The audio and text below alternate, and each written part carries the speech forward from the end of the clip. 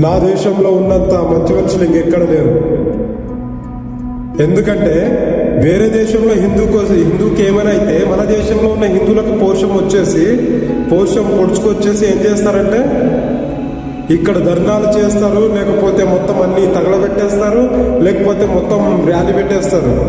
కానీ ఇక్కడ మన దేశంలో ఉన్న హిందూకి మాత్రం స్వేచ్ఛ లేదు.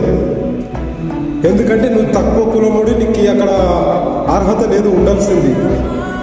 ఇప్పటికీ నేను దేని గురించి మాట్లాడుతున్నా మీకు ప్రతి ఒక్కరికి అర్థమై ఉంటుంది. నాగర్ కర్నూలులో జరిగిన విషయం గురించి మాట్లాడుతున్నా.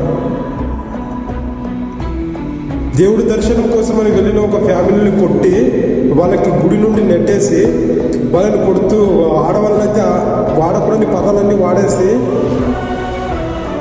వాళ్ళని ఇష్టం వచ్చినట్టు కొట్టి వాళ్ళ హస్బెండ్ని కొడుతున్నారని అమ్మాయి ఏం చేసిందంటే, మా ఆయనని కొట్టొద్దు, ఈ చిన్న పాప మొహమైన చూసి వదిలేస్తారని ఈ పాపని వాడి కాళ్ళ దగ్గర పెడితే వాడు ఆ పాపని కాళ్ళతో తన్నేసి ఆ పాపని చంపేశాడు. ఇదాన్ని హిందూ ధర్మం మీకు నేర్పించింది. ఏ దేవుడని నా దగ్గరికి డబ్బు ఉంటేనే రావాలి, లేకపోతే రావద్దని చెప్పింది. ఏ దేవుడు నాకు పెద్ద కులం ఉన్నవాడే నా దగ్గరికి రావాలి, చిన్న కులం ఉన్నవాడు నా వద్దకు రావద్దని చెప్పిన దేవుడు ఎవరు? ఈ రాజకీయం తలకెక్కి లేకపోతే